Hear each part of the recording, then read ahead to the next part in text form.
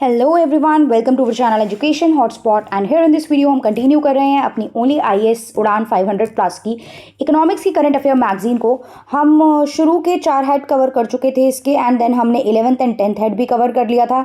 Now हम 9th head की बात कर रहे हैं, 9, 8, 7, 6, 5 इस तरीके से हमें यहाँ पे रिवर्स में जाना है।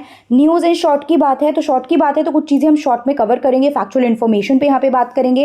इंडियन ईयर बुक की सीरीज़ और इंपॉर्टेंट टॉपिक्स भी मैंने स्टार्ट करे हैं। अभी एक वीडियो वहाँ पे आई है, उसमें भी मैं with the handwritten notes आपको कंटेंट वहाँ पे प्रोवाइड करूंगी। देखिए पीडीएफ के लिए there is the copyright issue, तो कॉपीराइट इशू रहता है, दैट्स वाई पीडीएफ प्रॉपर मैं शेयर नहीं कर पाऊंगी। बट हाँ, मैं उसके सारे इंपॉर्टेंट टॉपिक आप लोगों के साथ with the help of short video या फिर मैं आपको हैंड रिटन नोट्स के साथ उसकी जो टॉपिक है वो हम सारे यहाँ पे कवर करेंगे। अब यहाँ पे बात हो रही है अटल सेतु की। अटल सेतु की बात की जाए सॉरी, तो यहाँ पे पीएम ने इनॉग्रेट करा था Mumbai trans harbour link, right, जिसको अटल सेतु भी बोला जाता है। अटल बिहारी वाजपेयी के नाम पे यहाँ पे इसको नेम दिया गया। ये इंडिया का लॉन्गेस्ट सी ब्रिज कंसीडर किया जाता है, जिसको पीएम ने इनॉग्रेट करा था, that's why it is in news. अब कुछ चीजें यहाँ पे बताइए। देखिए इंडिया का लॉन्गेस्ट सी ब्रिज ये माना जाता है, राइट, लॉन्गेस्ट सी ब्रिज माना जाता है। अराउंड 21.8 किलोमीटर 6 लेन का ब्रिज ये हमें देखने को मिलता है। 28.1 में से 16.5 जो है वो लेंथ ओवर सी है, एंड 5.5 जो है 5.5 kilometre that is the length over land. अब ऐसे तो डायरेक्टली नहीं आएंगी ये सब चीज़ें क्वेश्चन में, बट स्टिल ठीक है।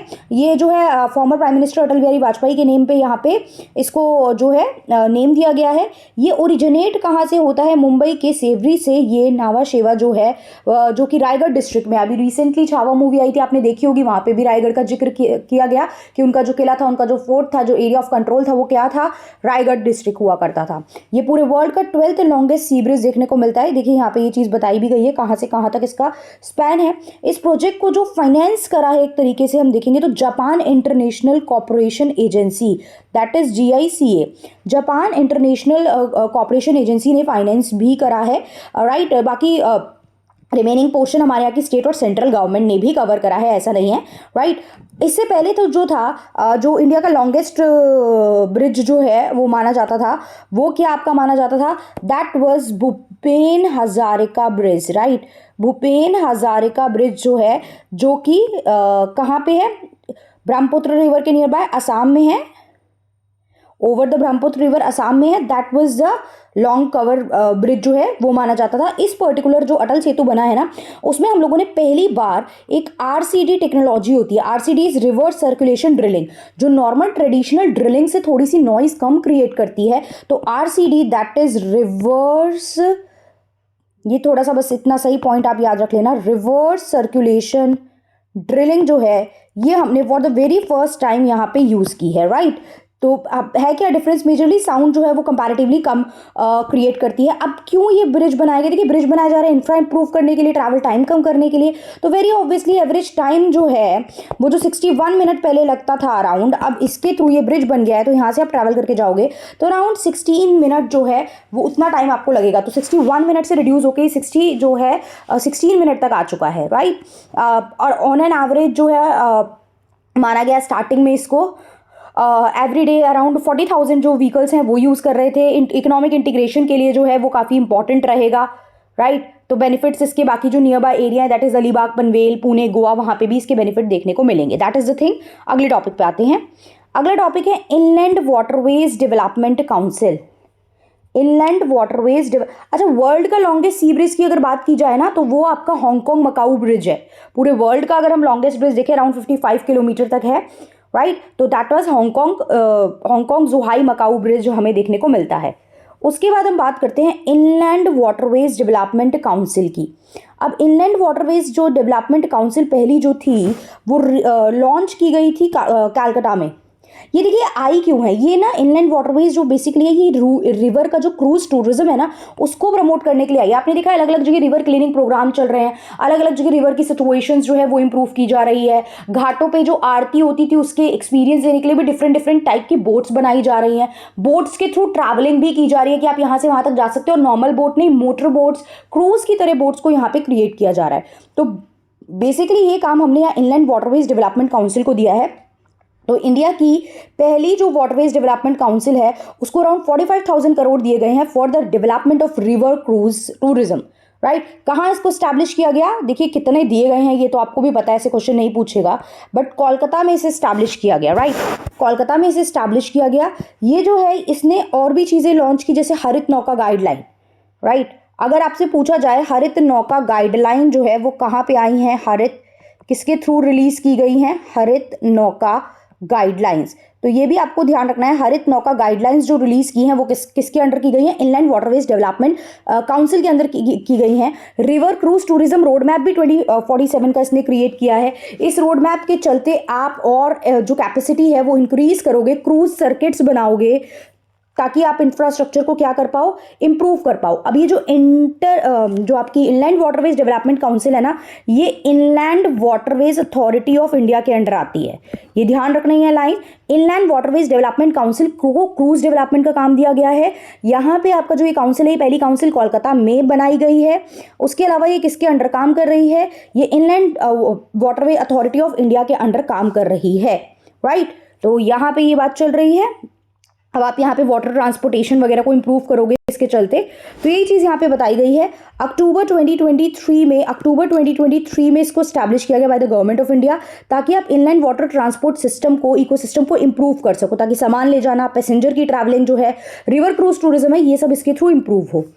ये जो है ऑर्गेनाइज इसको कौन करता है, inland waterways authority of India करती है, right. Inland waterways authority of India जो है वो नोडल एजेंसी है वाटरवेज की इंडिया में, जो ministry of port, shipping and waterways के अंडर जाती है। बस देखिए, न्यूज़ है, शॉर्ट है, तो छोटी छोटी बातें बताई गई हैं। हम भी इसको कोई 1 घंटे डिस्कस नहीं करेंगे, वैसे भी प्रीलिम स्पेसिफिक चीज़ें हैं, तो इतना ज़्यादा कहानी नहीं हमें देखनी है, कुछ चीज़ें बस हमें याद रह जाएं, ये हमें ध्यान रखना है। अब आधार बेस्ड पेमेंट की बात हो रही है, आधार बेस्ड पेमेंट की बात है तो आपको पता है यहाँ पे UIDAI का कंसेप्ट हमने स्टार्टिंग में भी पढ़ा था, that is unique identification authority of India, जिसके चलते सबको क्या दिया गया था, एक आधार कार्ड इशू किया गया था, आधार नंबर सबको दिया जाता था। तो यहाँ पे ये बोला है कि जो आपके Mahatma Gandhi national rural employment guarantee scheme है, अब आपको ये स्कीम पता होगी, 2005 में ये स्कीम आई थी, गांव के लोगों के लिए आई है, अर्बन एरिया के लोगों के लिए तो नहीं है, अर्बन एरिया के वर्कर्स के लिए तो नहीं है, कि यहाँ पे कम से कम आप वर्कर्स को जो भी इसके अंडर रजिस्टर होंगे उन्हें 100 डेज की एम्प्लॉयमेंट गारंटी देंगे।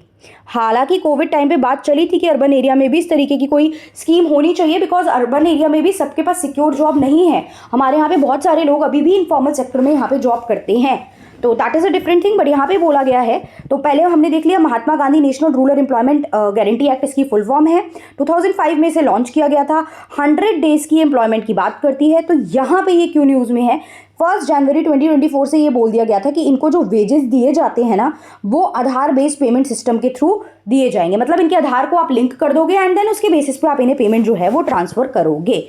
2017 में ये जो है ये आधार बेस्ड पेमेंट सिस्टम जो है वो आया था, जिसमें आप 12 डिजिट का आधार नंबर जो है वो एज अ फाइनेंशियल एड्रेस आप लोगों को दे रहे हो। आधार वी ऑल हैव, अगर हम सिटीजन है तो we all have the unique identity, हम सबके पास एक आधार है। और आज की डेट में आधार को आप देख रहे हो, अलग अलग डिजिटल प्लेटफॉर्म आपके अकाउंट्स हो, हम फोन में भी यूज़ करते हैं ना, नेट बैंकिंग और ये सब चीज़ें, पेटीएम और अलग अलग ऐप यूज़ कर रहे हैं हम लोग, तो वहाँ आधार बेस, आधार से लिंक करवाई जा रही है चीज़ों को, क्यों, ताकि आप डिजिटलाइज चीज़ें हो सके, एक जगह पे रिकॉर्ड रह सके चीज़ों का। तो यहाँ पे इसको जो Mahatma Gandhi national rural employment guarantee act थी उसमें भी ये बोल दिया गया कि अब आपकी पेमेंट को जो है उससे लिंक कर दिया जाएगा। पेमेंट की एलिजिबिलिटी में आधार की डिटेल्स जो है वो वर्कर के जॉब कार्ड से लिंक कर दी जाएंगी, दैट्स इट। इतना ही चीज़ यहाँ पे देखनी है आपको। स्कीम के बारे में देख लिया, आधार पता ही है आपको, 12 डिजिट का यूनिक आइडेंटिफिकेशन नंबर है, 2009 में इसको लॉन्च किया गया था, ताकि हम रेजिडेंट को जो है प्रॉपरली वेरीफाई करने के लिए एक आइडेंटिटी दे सके। एक प्रॉपर एड्रेस होता है, मतलब एक नंबर होता है जिससे कि आप क्या कर सको, आप कोई गड़बड़ हो रही है, सारी आपकी चीज़ें अगर आधार से लिंक हो जाएंगी तो अगर कहीं गड़बड़ हुई है तो it will become easier to identify the fraud, right. कोई रिसोर्स लीक हो रहा है तो ये वर्ल्ड की लार्जेस्ट डिजिटल आइडेंटिटी प्रोग्राम है। UIDAI जो है, यानी unique identification authority of India, जो क्या करती है, आधार को ओवरसी करती है। इसको एक स्टैट्यूटरी स्टेटस 2016 में दे दिया गया था, बाय द UIDAI एक्ट आ गया था, आधार एक्ट आया था 2016 में, जो आधार के एनरोलमेंट के लिए, ऑथेंटिकेशन के लिए, उसके मैनेजमेंट के लिए, अलग अलग चीज़ों के लिए रिस्पॉन्सिबल कंसीडर किया जाता है, राइट। इसमें आपका एक मेन हेड UIDAI की, जो मेंबर की बात करूँ UIDAI की, तो एक चेयरपर्सन होते हैं, 2 पार्ट टाइम मेंबर होते हैं, एक आपका चीफ एग्जीक्यूटिव ऑफिसर होता है। तो ये यहाँ पे हमें मेंबर देखने को मिलते हैं। आगे बात करते हैं। HSN code for rice. देखिए HSN कोड की यहाँ पे बात की जा रही है, नाम में लिखा है राइस के लिए कोड्स की बात की जा रही है। तो आपको सबसे पहले तो आप ये देख लीजिए कि HSN कोड का क्या मतलब है। Harmonise system nomenclature. नॉमेनक्लेचर मतलब आप ये राइस को यहाँ पे एक क्या दे रहे हो, कोड दे रहे हो। तो ये एक सिक्स डिजिट का कोड होता है, राइट। ये एक 6 डिजिट का कोड होता है जो राइस को दिया जाता है, मतलब राइस की वेराइटीज़ को दिया जाता है। अब यहाँ 6 डिजिट में आपकी जो मतलब प्रोडक्ट को क्लासिफाई करने के लिए आप दे रहे हो, right. You are giving this code to classify the product. तो यहाँ पे आप देखेंगे कि जो 2 डिजिट होती हैं, जो शुरू की 2 डिजिट है, उनको चैप्टर बोला जाता है। जो ब्रॉड कैटेगरी की बात करती है, मतलब प्रोडक्ट क्या है, वेजिटेबल वगैरह ये सब, मतलब आप ब्रॉड प्रोडक्ट कैटेगरी की बात करते हो कि मेजर प्रोडक्ट क्या है। उसके बाद जो नेक्स्ट 2 डिजिट है जो हेडिंग के फॉर्म में दी जा रही हैं, वो स्पेसिफिक प्रोडक्ट ग्रुप की बात करता है कि किस ग्रुप से रिलेट करता है वो प्रोडक्ट, स्पेसिफिक प्रोडक्ट ग्रुप की बात करता है, राइट। आप बेसिकली कर क्यों रहे हो, ताकि आप क्लासिफाई कर सको। जो नेक्स्ट 2 डिजिट है वो होती हैं सब हेडिंग, राइट। सब हेडिंग जो स्पेसिफिक प्रोडक्ट की बात करती हैं। अब कुछ कंट्री इन 6 डिजिट के अलावा कुछ एडिशनल डिजिट भी ऐड कर देती हैं।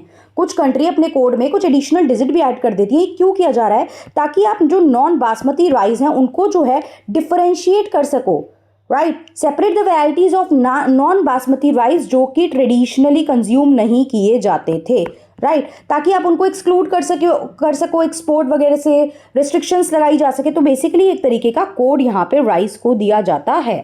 पढ़ लेते हैं क्या कह रहा है। हार्मोनाइज सिस्टम नॉमेनक्लेचर है, ग्लोबली रिकॉग्नाइज सिस्टम है, ताकि आप जो ट्रेडेड गुड्स हैं, राइट, उनको क्या कर सको, क्लासिफाई कर सको। 6 डिजिट कोड यहाँ पे हमें देखने को मिलता है, राइट। 1988 में ये पहली बार आया था। इसको डेवलप कौन करता है, world custom organisation. Now we have the name world custom organisation, right. तो वर्ल्ड कस्टम ऑर्गेनाइजेशन की मतलब अगर हम बात करें तो वर्ल्ड कस्टम ऑर्गेनाइजेशन एक इंपॉर्टेंट इंटरनेशनल ट्रेड को सिंप्लीफाई करने के लिए ऑर्गेनाइजेशन है। नाम में लिखा है ना कस्टम ऑर्गेनाइजेशन। तो इंटरनेशनल ट्रेड एंड कस्टम को सिंप्लीफाई करने के लिए जो है इसको क्रिएट किया गया। अराउंड 1952 में इसके इस्टेब्लिशमेंट का जो है वो हम पार्ट देख सकते हैं। जब कस्टम कॉर्पोरेशन काउंसिल आई थी तभी हम इसका क्या देख सकते हैं, इस्टेब्लिशमेंट देख सकते हैं। एक इंडिपेंडेंट इंटर गवर्नमेंटल एंटिटी है, याद रखना, नॉन गवर्नमेंटल नहीं है। वर्ल्ड कस्टम ऑर्गेनाइजेशन कहीं पे लिख लो, माइंड में फिट कर लो, 2-3 बार रिपीट कर लो। वर्ल्ड कस्टम ऑर्गेनाइजेशन एक इंटर गवर्नमेंटल ऑर्गेनाइजेशन है, राइट। इंटर गवर्नमेंटल ऑर्गेनाइजेशन जो है वो ये है। इतनी चीज़ें इसके बारे में हमें ध्यान रखनी है। डन। तो अब पूरा प्रोसेस हम नहीं देख रहे। देखो गैट वगैरह को क्वेश्चन किया जाने लगा था। यूरोपियन कंट्री ने भी एक स्टडी ग्रुप जो है वो यहाँ पे क्रिएट किया था इंटरनेशनल कस्टम ऑर्गेनाइजेशन के फॉर्म में, जिसको आज की डेट में हम वर्ल्ड कस्टम ऑर्गेनाइजेशन बोलते हैं। तो ये चीज़ यहाँ पे हमें याद रखनी है। ऑब्जेक्टिव क्या है, राइस में ये हम यूज़ करते हैं ताकि हम अलग अलग टाइप के राइस को, वेरी ऑब्वियसली कोड दे रहे हो तो डिफ्रेंशिएट करने के लिए दे रहे हो ना, इसके पास ये कोड है, इसके पास ये कोड है, ताकि आप डिफरेंशिएट कर सको उन चीज़ों में। इंडिया जो है वो भी अपने सेपरेट कोड जो है वो डिज़ाइन करने की बात कर रही है HSN के रिगार्डिंग। GI टैग के बेसिस पे जो राइस वेराइटी होती है, हम जोग्राफिकल इंडिकेशन टैग देते हैं कि इस जगह का ये स्पेसिफिक पर्टिकुलर राइस इसी जगह से रिलेटेड है। तो उसके लिए इंडिया भी स्पेसिफिक HSN कोड जो है वो देने के लिए क्या कर रही है, वो कंसेप्ट डेवलप करने की बात कर रही है, राइट। अब यहाँ न्यूज़ में क्यों था ये भी देख लो कि कॉमर्स एंड इंडस्ट्री की जो मिनिस्ट्री है वो एक्सपेंड कर रही है राइस की जो क्लासिफिकेशन है अंडर HSN कोड, राइट, कि वो मतलब HSN कोड के अंदर और भी राइस की वैरायटी को यहाँ पे इंक्लूड करने की बात की जा रही है। अगला टॉपिक देखते हैं, global alliance for circular economy and resource efficiency. तो सबसे पहले तो ये आप देखिए सर्कुलर इकोनॉमी होती क्या है। सर्कुलर इकोनॉमी की जब भी हम बात करते हैं ना, तो सर्कुलर इकोनॉमी मतलब आपकी इकोनॉमी में ना एक प्रोसेस फॉलो होता है कि आप प्रोड्यूस करोगे, आप प्रोडक्शन करते हो, कंजम्पशन करते हो, डिस्ट्रीब्यूशन करते हो, right. So that's how this circle follow, production, consumption, distribution and then again production वगैरह चालू हो जाता है। तो एक सर्कुलर वे में चीज़ें वर्क करती हैं, कोई लीनियर वे में यहाँ पे चीज़ नहीं है, एक सर्कुलर वे में हमारी इकोनॉमी वर्क करती है और उसको वर्क करना भी चाहिए। और इसके लिए कई बार हमें डिफरेंट चीज़ें लाइक रिसाइकलिंग, रिपेयरिंग, रीयूजिंग, हम इस तरीके की चीज़ें भी यहाँ पे फॉलो करके चलते हैं। तो यहाँ पे एक ऑर्गेनाइजेशन की बात की जा रही है, एक अलायंस बनाई गई सर्कुलर इकोनॉमी और रिसोर्स एफिशिएंसी के रिगार्डिंग।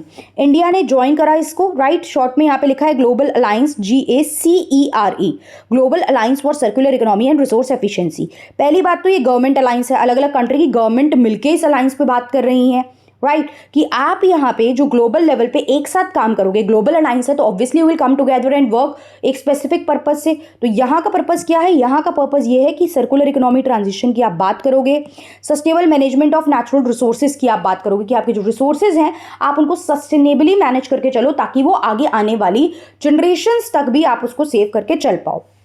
फरवरी 2021 में इसको लॉन्च किया था European Union, UNEP and UNIDO, United Nation industrial development organisation. याद कर लो अभी बोल बोल के, global alliance for circular economy and resource efficiency में 3 ऑर्गेनाइजेशन इंपॉर्टेंट हैं, European Union, UNEP and UNIDO. तो यूरोप, अब इसके देखिए ज़्यादा डिटेल में तो नहीं जा रहे हैं, बट यूरोपियन यूनियन आपने डिटेल में ऑर्गेनाइजेशंस पढ़ी होंगी। यूरोपियन यूनियन की अगर मैं हेडक्वार्टर की बात करूँ तो it is in Brussels, Belgium. Then we have UNEP, एक और ऑर्गेनाइजेशन है, European Union, UNEP and UNIDO. तो यूएनईपी के अगर मैं ऑर्गेनाइजेशन के हेडक्वार्टर की बात करूँ तो ये भी आपको पता होगा, it is in Nairobi, Kenya. Next हमारी जो इसमें आई है that is United Nation industrial development Organisation जो है, राइट। इसकी अगर मैं बात करूँ तो इसका जो हेडक्वार्टर है that is in Vienna, right. So these are the 3 main organisation जिसने मिलकर ये जो कंसेप्ट है, ये जो circular economy and resource efficiency की जो बात है वो यहाँ पे इसको इस्टेब्लिश किया। टोटल यहाँ पे जो है मेंबर वो 17 है। India is the member, right, Canada, Japan, Switzerland, India and European union. Observer member Mexico and Singapore हैं, ये ध्यान रखिएगा। ऑब्जर्वर मेंबर जो है वो इसके कौन है, मैक्सिको एंड सिंगापुर। ये भी आपसे इस तरीके से यहाँ पे चीज़ें पूछी जा सकती हैं, तो आपको थोड़ा सा माइंडफुल होकर चीज़ों को माइंड में रखना है। न्यूज़ इज शॉर्ट है तो हमने काफ़ी शॉर्ट में ये टॉपिक डिस्कस करने की कोशिश की है। वैसे 17 मेंबर है, ये मैंने आपको बता दिया है यहाँ पे, राइट। इसके बाद हम अगली क्लास में बात करेंगे आगे आने वाले टॉपिक के, कोशिश करेंगे 5-6 टॉपिक इकट्ठे वहाँ पे हम लोग जो है वो डिस्कस कर ले। डन, 5-6 टॉपिक अभी इसके 5-6 टॉपिक हम लोग अगली क्लास में भी डिस्कस कर लेंगे। सो मिलते हैं नेक्स्ट वीडियो में, और आज की डेट में कोशिश करते हैं आपका 9th हेड कवर कर ले और 8th हेड रात तक स्टार्ट कर ले, और देन 8, 7, 6, 5 ये 4 हेड है, उसके बाद हमारा जो है ये इकोनॉमी का करंट अफेयर कंप्लीट हो जाएगा।